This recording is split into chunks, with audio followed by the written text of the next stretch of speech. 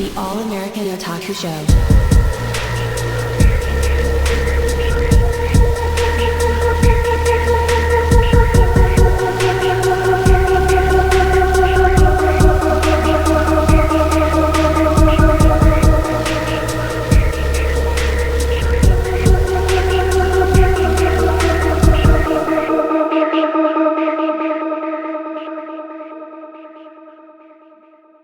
Hello, everybody. Welcome to the All American Otaku Show. First thing I'm going to talk about is the three polls that I posted this month. First one being Best Animal Mascot in Anime. The winner of the poll was Pikachu, followed by Ein, followed by the Black Cat from Trigun, followed by Happy from Fairy Tail. The second result of the polls that I posted on YouTube this month is Best Swordsman in Anime. Number one being Jubei from Ninja Scroll, followed by Roni Keninchin, followed by Zoro, followed by Kirito. And the last one, this wasn't a very popular poll, must say, was Best Waifu in Fairy Tail. The winner of a astounding amount, 100%, was Urza. The rest, there was no one really voted for. Now let's move on to the subject.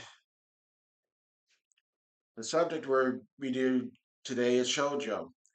Shojo is a similar to shonen, but Shojo is more geared towards young girls. Shojo ends up with a lot of romance stories, mixture with some action, some very colorful fighting, some very colorful ideas of story, and more interlocking. A lot of Magic Girl is considered Shojo. The first one I'm going to talk to you about is Sailor Moon. Sailor Moon is goes with the Sailor Scouts, who are representative of very other planets except Earth, which the main character is Sailor Moon from the moon itself. They fight various different bad guys, various different monsters, and various things that we try to attack or absorb their magical power. Their Sailor Scouts are accompanied by a cat named Luna, and eventually there's also a love interest angle between Serena or Sailor Moon and Tuxedo Mask, who is the boy that she likes. You don't really see what he fully looks like for the most part, but he's always there and always willing to go for a hand. Started off as a villain, then eventually became part of more of a kind type of hero. The second shoujo anime I'm going to talk to you about is Cardcaptor Sakura. Cardcaptor Sakura is about this magical girl named Sakura who opens a book and all the pages spill out, creating various different creatures representing different spells. More cards she gets, more spells she gets. She's there with her several friends and love interests. Sorry, it's been a while since I've seen this one. But every time she captures a card, she gains new power and a new summon to do. It's sort of like a variation of almost like a Magical Girl Pokemon. More cards, more power. This came up with original back in the 90s and then came out with a new one called Card Captor Sakura Cleared Cards. This is a very interesting and very integral anime, even though it's set into a simple magical girl setting with a lot of flashy outfits, which is common in shojo, as well as changing, which is also very common in shojo. This leads to the last shoujo anime I am going to talk to you about is Yuna of the Dawn. Yuna is a princess sheltered for her whole life with villas, flowers, and very expensive jewelry, very expensive makeup, very expensive clothes, who has a dad who absolutely refuses to fight and really appalled to all violence. The main character, the name is Yuna of the Yuna, who ends up falling in love with this guy named Swan. Watch, this is going to be a slight spoiler. Swan ends up not being the guy that she thinks he is, who ends up killing his dad. And this sets up to him options where she becomes stronger, maybe an archer, and meets other guys.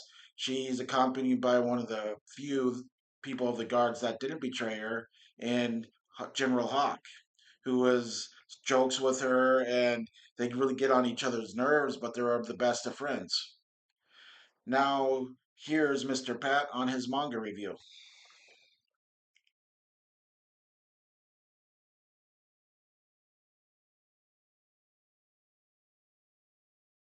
Today we're covering Shojo. Typically, they're for the younger female demographic. Um, Generally, there's a romance that is usually attached to Shojo. They usually go side together. And the one I'm doing is called Snow White with the Red Hair. I've read this one several times, and it's not complete yet, but it's stars a heroine named Shiryuki. She's not the typical helpless heroine. She's fairly intelligent. She has a lot of skills with herbology and plants that she works with all the time. The fact that she has such striking, beautiful hair, she generally either ties it off or wears a hood over it so not to attract attention. And hence, the kingdom she lives in is called Tamarun. Excuse my um, butchering of language words here. She lived in that kingdom for a while until the first prince of that kingdom, named Prince Raj, decided that he wanted to make her his concubine, and she wasn't taking any of that. So she decided to leave her apology the business she was having, and fled to the borders of a place called Clarence. Clarence? I can't pronounce it. It's another kingdom. Just stick with that. This is where she meets the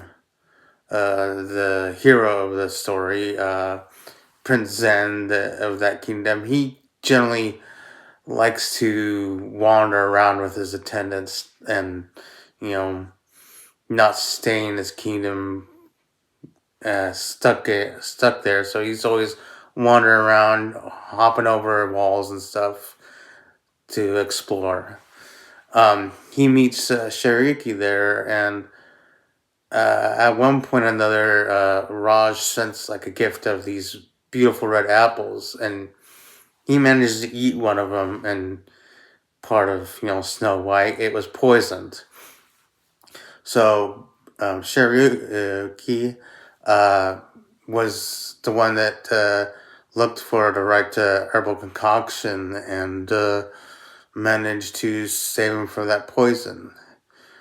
Realizing that she's, you know, rather go somewhere else than stick with, after that poison attempt,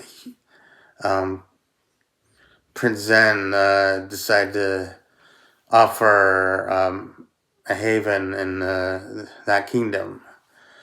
So she decides to go with her and his attendants, and goes and tries to learn to be a court herbalist there. There's a lot more details in this story, but I give this a really good, almost 5 out of 5, but I get 4.5 out of 5 stars.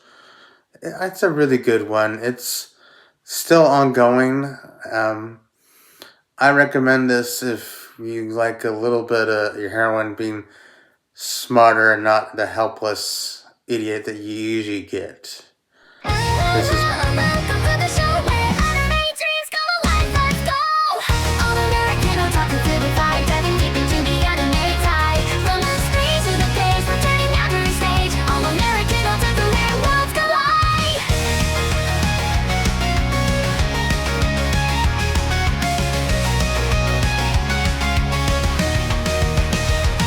From the 90s till now, the passion's been real. Anime and manga, it's how we feel. Conventions and scenes, cooking up dreams. Japanese culture bursting at the seams.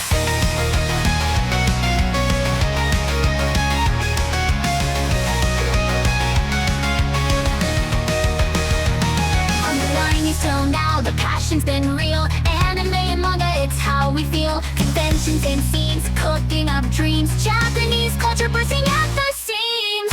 All American otaku feel the vibe, diving deep into the anime tide. From the screen to the page, we're turning every stage. All American otaku where worlds collide.